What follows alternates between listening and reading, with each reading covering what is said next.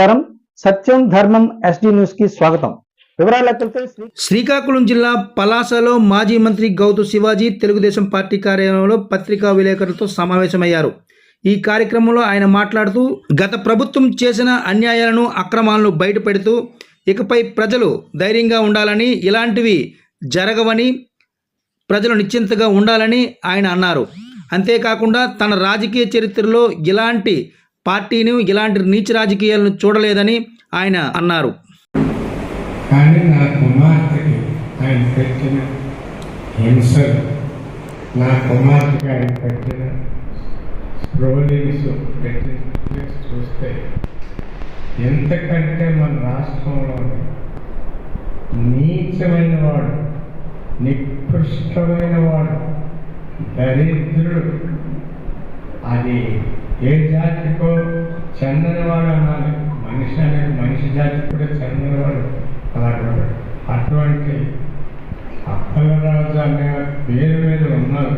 ఒక జీవి అంటాను నేను, మనిషిని కూడా. జీవి ఒక ఆడపిల్లకి అలాగండి. సరే, పెద్ద ఇల్లు ఆడపిల్లని నేను అనను. పెద్దింటి ఆడపిల్లకి జోడికి తెల్లకూడదు, చిన్న కార్యకర్తలు ఆడపిల్ల జోడికి వెళ్ళవచ్చు అని అన్నాను నేను. ఆ విధంగా అవమానిస్తాను. ఏడ్చుకునేది, మేము ఏడుచుకునే వాళ్ళని. ఆ పరిస్థితులు వచ్చినప్పుడు మా భార్య నేను పక్కన దశలో నిరుత్సాహపడితే అంత రెట్టింపుగా పోరాడింది. దానికి కారణం ఇది. మా వాళ్ళందరూ వెన్నుదన్నుగా నిలబడడం, కార్యకర్తలు మేమున్నామమ్మా నేను పోరాటం చెయ్యన్నా చేసింది. ఇక్కడ ఇలాగా అవమానం రాష్ట్రంలోనే భువనేశ్వరి దేవి గారికి అవమానం. ఆడవాళ్ళ అవమానాలు కంటే నీటి మట్టుకు ఎక్కువండి. అందుకని ఆ దళితుడికి ఇప్పుడు జరిగిన పనిష్మెంట్ అనుకుంటున్నాను. కానీ ఆ భగవంతుడిని నమ్ముతాను నేను. అంటే నేను శాపాలు పెట్టినంత పరమ భక్తుడే కాదు. కానీ ఇంతకంటే కూడా ఘోరమైన పనిష్మెంట్ ఆ అప్పల రాజు గారికి తగలాలని కోరుకుంటున్నాను. ఒక తండ్రిగా, ఒక ఆడపిల్ల తండ్రిగా చివరి మాటలుగా నేను చెప్పాలా వద్దా ఆలోచించి ఆ మాత్రమే చెప్పకపోతే నా పాప పడిన కష్టానికి, మేము ఇంట్లో అనుభవించిన వ్యధ మా కార్యకర్తలకి తెలుసు. వాళ్ళు అనుభవించారు. వాడికి మట్టుగా ఎప్పుడు నేను అనలేదు, విన్నాను. ఇప్పుడు మట్టుగా అంటున్నాను. అటువంటి నీచుడు మరి ప్రపంచంలోనే ఉండడేమో. మరి ఏ శాపంతోనే నా కూతురి జీవితంలోకి ఈ విధంగా ప్రతిపక్షంగా ప్రవేశించాడు.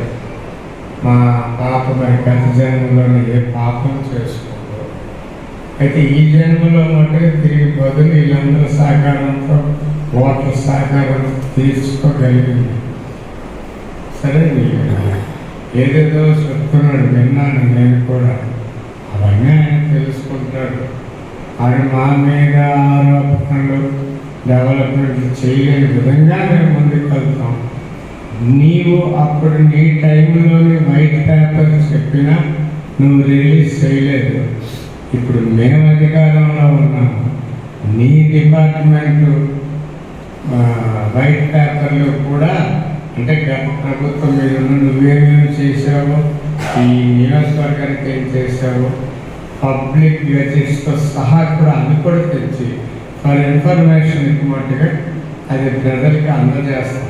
అంటే ఫస్ట్ ప్రయారిటీ మేము చేసిన అభివృద్ధి చెప్తాం ఫస్ట్, వాడికి సెకండరీ.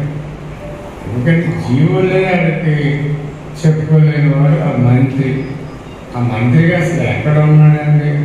కళాశాఖ మంత్రి, జిల్లాకు కూడా కాదు, కళాశాఖ.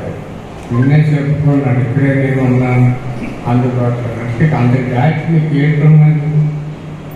నువ్వు చేసిన వెదపడానికి నాని, నీవు, పేరుని నాని, పెదిరెడ్డి రామచంద్రరావు రెడ్డి, మరి కొందరు 10 మంది వరకు రాష్ట్రం తెలిసారు.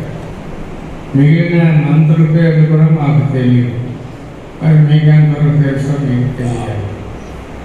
అందుకని మీ సహకారాన్ని కూడా అభివృద్ధి పనుల విషయంలో కోరుతూ సమస్యలు కూడా మా దృష్టికి తేండి. ఈ పలాస విషయంలో కూడా మా పాప పిలిపించింది. సేవ్ పలాస సేవ్ చేసుకున్నారు, ఆ టార్గెట్ అయ్యింది. సేవ్ పలాసగా కూడా అందరూ గుర్తించే విధంగా దీన్ని తీసుకెళ్ళవలసిన బాధ్యత శిరీష మీద ఉన్నది. అది సేఫ్ పలాస కూడా చేస్తారు. ఇక్కడ ఉన్నది తెలుసు, పురాతనంలో నేను వచ్చిన మొదట్లో కొంచెం ఇక్కడ అల్లర్లు మర్డర్లు తెలియదు. ఇప్పుడు అది లేకపోయినా అంతకు మించిన దోపిడీ, బయట కాలం దోపిడీ జరుగుతారు. శిరీషకి, అచ్చన్న గారి మనవరాలకి, శివాజీ కూతురు ఇల్లు దొరకకుండా చేస్తావా? ఇల్లు అది పరిస్థితి. ఇవన్నీ చెప్పబడతాయి. అందరూ సుఖశాంతులతో ఉండొచ్చు.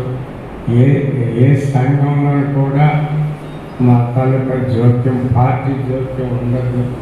ఇంతకుముందు నా టైంలో ఎవరి సంఘాలు వాళ్ళు నిర్ణయాలు తీసుకొని ముందుకెళ్ళారు, అలాగే తీసుకెళ్ళచ్చు. ఆ సంఘానికి అవసరమైనప్పుడు మా సహకారాలు వస్తాయి తెలియజేయడం. సెలవు తీసుకుంటున్నాను. జై తెలుగుదేశం.